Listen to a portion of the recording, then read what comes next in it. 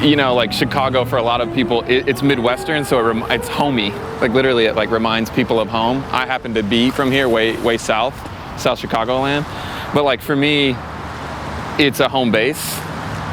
So like it is comfortable for me. Like I have friends here, I enjoy the city, I do like the architecture, but I'm part of that whole world like you guys are, where we're just like traveling constantly.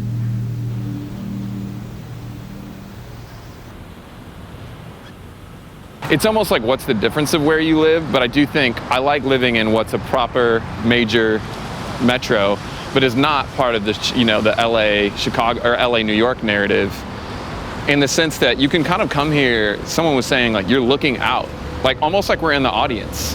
And I think there's a benefit to that because you can get lost in the speed of London, Paris, New York, LA.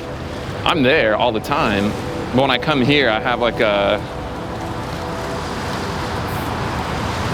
maybe even you could say like a more objective view of what's like happening. It feels objective because I'm literally watching it instead of being in it. So I'm constantly going in and out of the culture, the scene, whatever you want to call it.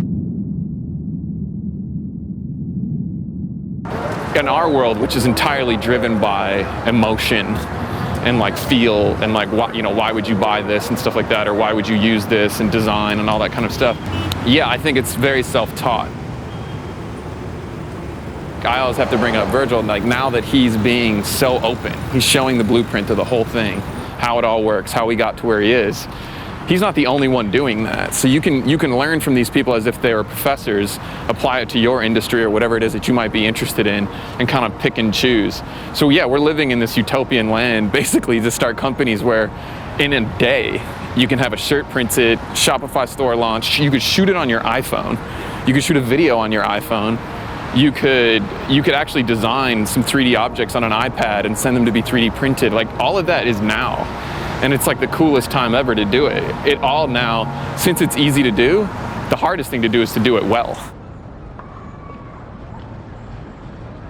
It's like that's the weird new part, which actually all of that actually very much plays into thoughts. It's like, so kids are like the comment section on Instagram or Twitter or Facebook back in the day, whatever, where, you know, a celebrity or a well-known figure in our culture, these kids seek them out. When I say kids, that's a general broad stroke for, you know, curious people. I think you can be a kid kind of forever, but like they'll, you know, hey, check out my mixtape, or look at this thing that I'm working on, or I'd love your opinion on this t-shirt, or how did you get to where you, like really broad stroke questions. And as you achieve any form of success, like Boxed Water's gone on to, you know, do something and grow, and Ben Edgar stuff has done a little bit as well. A lot of times people look at those kids in those comments who are looking at these people who've accomplished something, and they're like, these kids are annoying, like that's such an inefficient way. And I was like, well, I agree that it's inefficient, but it's not annoying because they're picking their educator. You know, we curate these really interesting experts. The public can then go find them on there, and usually it's the same suspects that they're kind of following on Instagram and other social media platforms, and ask them a question in a really efficient way, or what we think is a really simplified, efficient way. You know, we're not trying to take a stab at like higher education or even you know, traditional education. It's just a new one.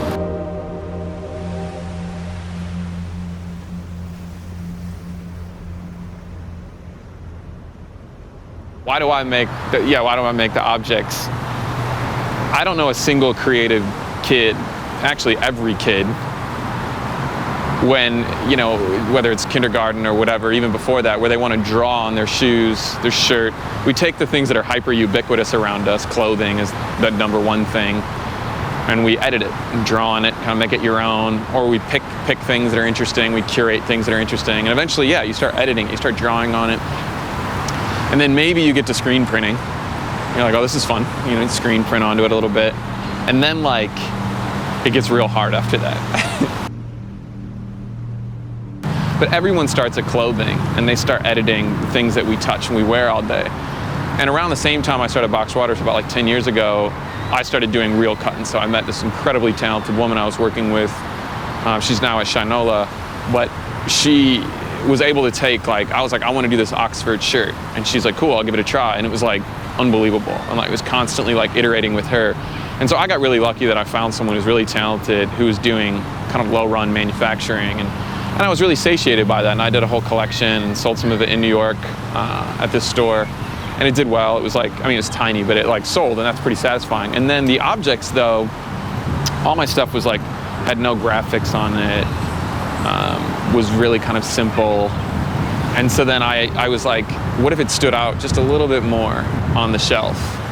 And that's when I was like, well, what if the hanger was like exceptional or was different? And I think some people take the hanger a little more serious than like I do. Like there's a sense of humor in this whole thing. I mean, it's not like super serious, but my shirts were black, they were very boring, they were hanging next to very famous brands like Margiela and like all that kind of stuff. So I was like, to get someone to walk over, let's get them to touch the object or to see the object and say that doesn't look like everything else I've seen. So marble was something I was always attracted to. We're kind of told, whether through history or through luxury housing or luxury stores or whatever, that marble's sacred, you know, carving sculptures of the gods out of it, you know, and you know, back then to now, it's still in our homes and still in our lives. So I thought it was very funny to do a marble hanger and to hone it just the way that I wanted to. And after I made a physical object, the clothing, to be honest with you, became so secondary to what's now, you know, industrial design. I think I'm a amateur industrial designer, and I'm getting better as I go. Because everyone's doing a zillion things now, it's like, if you have an idea that feels off the path, but you like it, that's the one to do. I think the question is like, how do you choose where to spend your time and those kinds of things. My general rule is if I have like an idea and I get super excited about it, and then I revisit it 2 weeks later, or I think about it every day, and within 2 weeks' time, it's either still compelling or more compelling to me, or less. If it's less compelling, it's probably not worth spending your time on. If you have, like, if your passion project or your side thing or your startup's not gonna pay your bills yet, be careful about taking on investment, debt, borrowing money, all those types of things. Use that day job that you don't really care for that much, or that's maybe a little bit boring to you, as long as you can. Do it well. Don't do it halfway. Do it well. And then just keep your evenings. It's just going to be, how do I say? It's just going to be a kind of boring and lonely life during that period of time when you're working on that project that you're super excited about. I mean, you're going to find people through it, and you should spend time with them and people that kind of foster it and help you. But it's about trusting in yourself, trusting your intuition that this is where you should be spending your time, and then committing to it. I still struggle with it. As soon as you apply limitations, you're like, oh, well, you just can't do that. That's just too hard to do. That's on you. You need to find a way to test your ideas. That's very much your responsibility. And the time is also your responsibility too.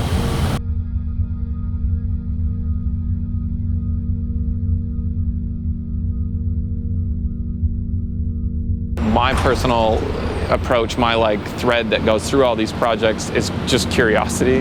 And it's like the same curiosity that makes me go on an endless scroll on Twitter when I should likely be doing something else, or a deep dive on like the manufacturing process of some, I don't know, widget or something on YouTube, is the same thing that drives me to be like, oh, like this problem could be solved. What if we did it this way or that way? And then kind of losing yourself in the curiosity of solving that problem or designing that thing. And a lot of times that problem solving is my own problem. I want to make something I feel compelled to, and the other times it's solving an actual problem that a lot of people are experiencing. But the thread through all of it is like, what if? And that what if is curiosity manifests.